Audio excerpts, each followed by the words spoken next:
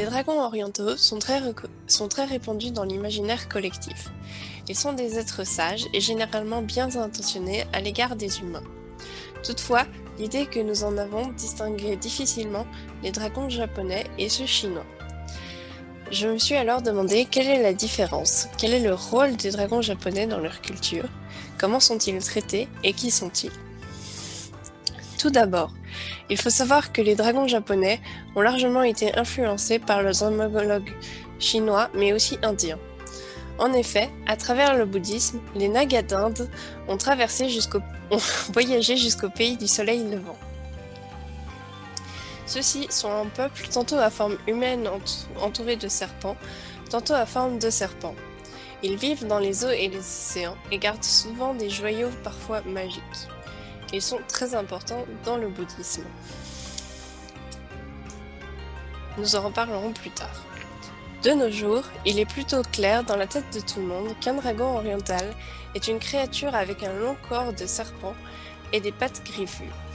Il a 4 ou 5 griffes si c'est un dragon chinois et 3 si c'est un dragon japonais, comme nous pouvons voir ici à gauche.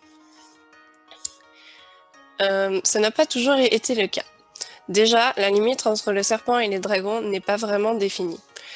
Souvent, des anciens dieux à forme de serpent sont qualifiés de dragons dans les légendes. En plus, la forme de serpent n'est pas la seule possible. Il y a aussi des mentions de dragons chevaux ou dragons poissons. Ici à droite, nous avons une illustration d'un dieu de la mer qui est sous une représentation de dragon oiseau, semble-t-il. Au Japon, dans un premier temps, la religion shinto prédominait. Les dragons étaient principalement des divinités de l'eau et en particulier ils étaient liés aux rivières. Il fallait alors qu'ils quittent le lit de la rivière pour monter vers le ciel et provoquer la pluie. L'idée que ceux-ci produisaient les tourbillons de vent et les trombes marines était plutôt répandue. Les dragons étaient priés pour provoquer mais aussi stopper la pluie. Et ils recevaient notamment des offrandes comme des figurines en chanvre ou des chevaux. Ceux-ci étaient blancs ou noirs selon l'époque et le lieu pour provoquer la pluie, et rouges pour la stopper. Par la suite, on observe l'influence de la Chine et du bouddhisme. Dès le 8e siècle, l'empereur faisait plutôt appel aux moines bouddhistes qu'à ceux shintoïstes pour déclencher la pluie. Il priait alors aux 3 temples de Naga pour demander aux dragons de monter au ciel. Au 9e siècle, un moine bouddhiste très influent prétendit qu'un roi dragon venu d'Inde s'était installé dans l'étang du parc du printemps sacré à Kyoto. Il était prié tantôt avec des supplications et des sutras, tantôt avec des menaces concernant le plus grand ennemi des Nagas indiens, le Garuda, un homme-oiseau. Si ceci ne fonctionnait pas, l'empereur faisait alors à nouveau appel au dieu Shinto. Une autre méthode venue de Chine consistait à forcer le dragon à s'élever en jouant de la musique très fort au-dessus de l'étang ou alors en jetant du fer dans l'eau, car les dragons détestent cette matière. Il est même mentionné des tentatives qui consistaient à priver le dragon d'eau et à assécher l'étang. On remarque aussi des cas où les dragons bouddhistes ont remplacé les dragons et serpents shintoïstes ou d'autres dieux. Dans ce cas, la capacité des Nagas à provoquer des pluies et des tempêtes a été mise en avant par le bouddhisme de la région nippone. Et les légendes japonaises se sont transformées ou adaptées à ces nouvelles traditions. L'influence indienne a notamment apporté des dragons qui gardent des joyaux précieux ou qui provoquent des tempêtes jusqu'à ce que les marins jettent un trésor à la mer, généralement une effigie bouddhiste. Ceux japonais sont alors devenus des rois dragons vivant dans de riches palais sous-marins. Au XIIIe siècle, les dragons bouddhistes étaient déjà bien installés. Comme ceux-ci sont arrivés à travers la Chine, ils en gardent une certaine trace. Elle est visible notamment dans la tradition de jeter du fer, afin d'énerver le dragon et de le faire monter au ciel, mais aussi dans leur apparence. Je vais à présent vous présenter diverses légendes très connues pour les dragons japonais. Vous avez peut-être déjà entendu leurs noms, car ils sont régulièrement repris dans la littérature actuelle. Tout d'abord, Yamata no Orochi. Yamata no Orochi vient d'une légende shintoïste décrite dans des textes du 8e siècle.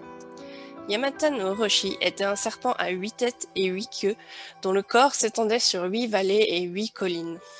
Après avoir été banni du domaine des dieux, le dieu Susanoo rencontra 2 divinités de la terre.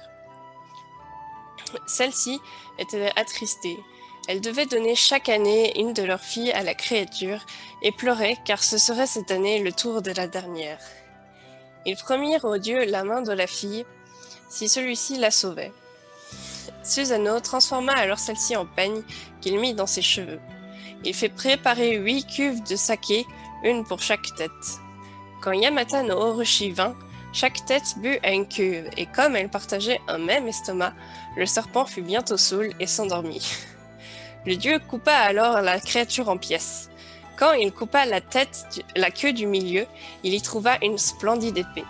Il s'agit de l'épée Kusanagi, une des 3 reliques sacrées de la famille impériale japonaise. Watatsumi et Toyotama Hime. Watatsumi et Toyotama Hime sont 2 dragons japonais.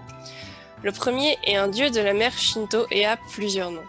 Il apparaît au début comme Owatatsumi no Kami et est parfois identifié comme le dieu Ryujin. Il est né des divinités Izanagi et Izanami. Dans certaines versions, il ne s'agit pas d'un mais de 3 dieux, appelés ensemble Watatsumi. Ce sont alors les 3 dragons, celui de la mer profonde, Sokotsu Watatsumi, celui du milieu, Nakatsu Watatsumi, et celui de la surface, Uwatsu Watatsumi.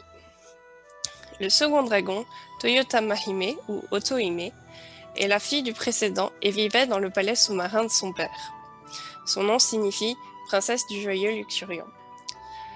Dans la légende, le chasseur Ohori, ou Hikohodem, avait emprunté à son frère pêcheur son hameçon.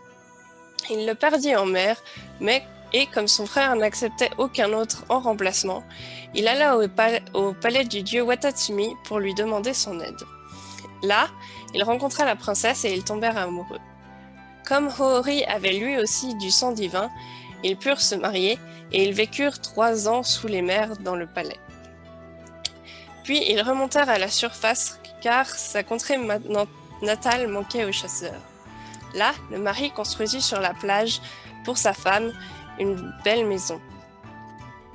Elle pouvait ainsi y donner naissance car elle était enceinte. Elle lui interdisit juste de regarder pendant l'accouchement. Elle donna alors vie à Ogaya Fukiyatsu.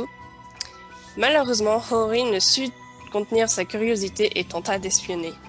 Il vit à la place de sa femme un énorme dragon des mers. Celle-ci le remarqua et fut en colère et honteuse de son comportement. Elle abandonna le mari et l'enfant et repartit dans les mers. Elle envoya ensuite sa sœur pour s'occuper de son fils. Celui-ci donna plus tard naissance à Jimmu, le premier empereur du Japon. Son accession au trône est généralement datée autour de 660 avant Jésus-Christ. Mizuchi. Mizuchi désigne en fait les dieux des rivières ayant des formes de dragons ou de serpents, mais pas un en particulier. Diverses légendes le concernent. L'une d'elles raconte comment un Mizuchi de la rivière Takahashi empoisonnait et tuait les passants. Un homme nommé Agatamori lança 3 calebasses dans l'eau et menaça la créature de la tuer si elle ne parvenait pas à couler les calebasses. Celle-ci se transforma en reine et tenta en vain de relever le défi. Il échoua et Agatamori le tua ainsi que ses camarades. La rivière se changea alors en sang. Depuis, cet endroit s'appelle l'étang d'Agatamori. Finalement, le dragon azur. Le dragon azur est un excellent exemple d'un dragon venu de Chine. En effet, la Chine a aussi un dragon azur et il représente l'Est et le printemps. Il est l'une des 5 manifestations du dieu suprême du paradis, Wufangchangdi, et est l'un des 4 gardiens des constellations chinoises.